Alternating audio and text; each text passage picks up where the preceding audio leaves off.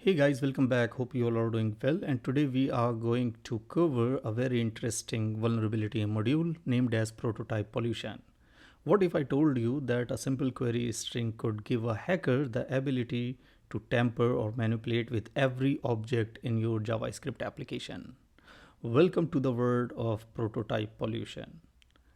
And why this vulnerability basically occurs, so we have to just get back few steps and we need to see how JavaScript works. Okay, so in JavaScript almost everything is an object and every object is linked to a prototype, and prototype lets you share properties and methods across multiple objects. Super useful, right?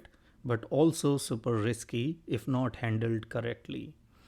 So if a malicious user can inject values into an object's prototype, they can affect every object that inherits from it. And that is exactly prototype pollution is.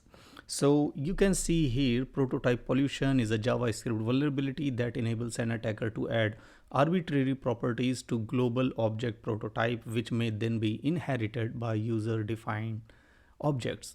Let me tell you about the object.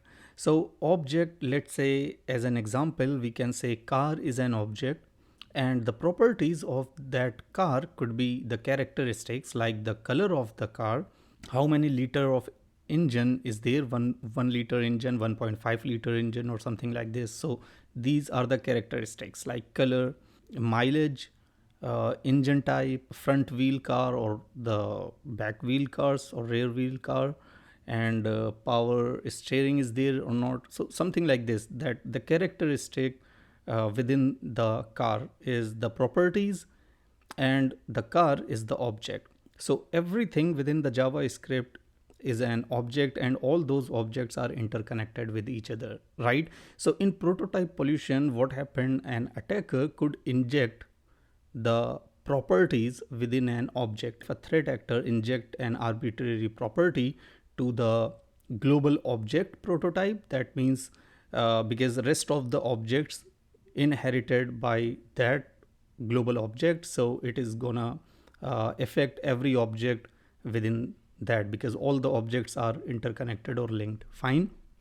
Now, although prototype pollution is often unexploitable as a standalone vulnerability, it lets an attacker control properties of object that would otherwise be inaccessible.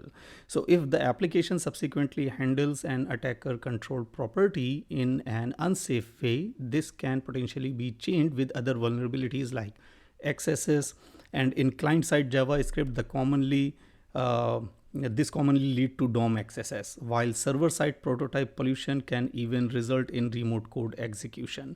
So this is very important for you to read this and understand this. Okay, so if an attacker manages to add or override properties on object.prototype, then all objects in your application inherit those malicious changes, and often without you even noticing that. Fine. So prototype pollution can lead to privilege escalation, denial of service, and complete bypass of the application logic. It could be authentication bypass, and it is especially dangerous in Node.js or large client-side application using libraries like Lodash or jQuery deep merge. Fine. So let's see, how do prototype pollution vulnerability arises. This is also important for you to understand. So prototype vulnerability or prototype pollution vulnerabilities typically arises when a JavaScript function recursively merges an object containing user controllable properties into an existing object without first sanitizing the key. And this can allow an attacker to inject a property within the object with a key like underscore underscore proto along with arbitrary nested properties.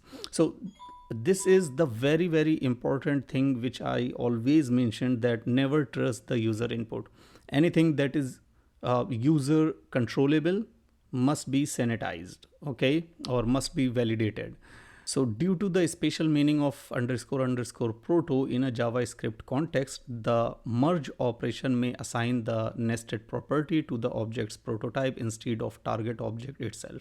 As a result, the attacker can pollute the prototype with properties containing harmful values, which may subsequently be used by the application in a dangerous way.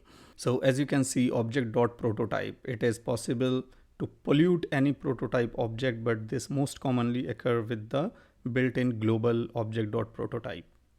Fine.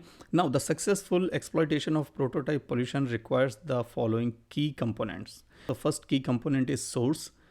Source is the place where you can inject the property, okay, within the object. The sink is the place where it is going to be executed, and the gadget, this is any property that is passed into sink without proper filtering or sanitization. So these three parts are most important for you in terms of exploiting the prototype pollution vulnerability. Now, what sources could be there? So you can see you can inject through the or via the URL, or you can also inject via JSON based input. Fine. Web messages could be also the source.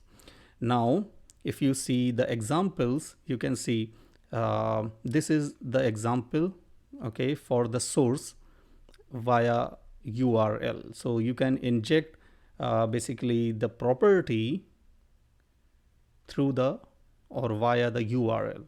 So this is how you can inject the evil or malicious property through the URL or JSON based input. So these are the sources, okay. Sources, the point from which you can inject the malicious property. Now this is the JSON input. You can see it's already there. Now the prototype pollution sink. So a prototype pollution sink is essentially just a JavaScript function or DOM element that you are able to access via prototype pollution, which enables you to execute arbitrary JavaScript or system commands. So this is the place, or this is the point where your malicious property which you inject is gonna execute, okay. So you need to identify that also. And last but not least, the third one, which is very important, is the gadget. So a gadget provides a mean of turning the prototype pollution vulnerability into an actual exploit, and this is any property that is used by the application in an unsafe way, such as parsing it to a sink without properly filtering or sanitizing it. Attacker controllable via prototype pollution. In other words, the object must be able to inherit a malicious version of the property added to the prototype by an attacker.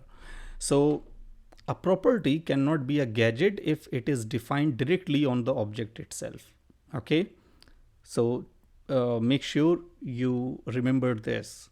Now in this case, the object's own version of the property takes precedence over any malicious version you are able to add to the prototype. Fine. So I would highly recommend you guys to read all this content for better understanding. I cannot read everything and tell you, but what is important for you, at least on the basic level, and what are the key points, I can give you the brief description on it, okay. So what is prototype pollution, how the vulnerability arises, what are the key components to find out before you exploit the vulnerability, okay. These are the important thing. This is what I need to tell you about prototype pollution, okay. In the next video we will solve the lab, and while we solve the lab, I will explain anything that is interesting and you must understand or you must know about that particular topic. So I will explain it while I will solve the lab.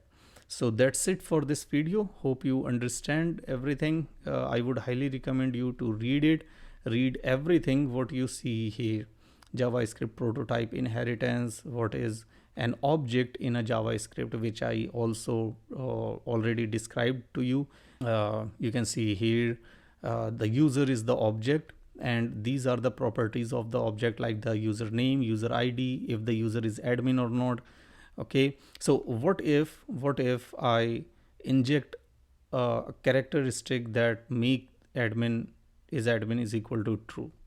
Okay, and we call it user dot is admin equal to true. Fine.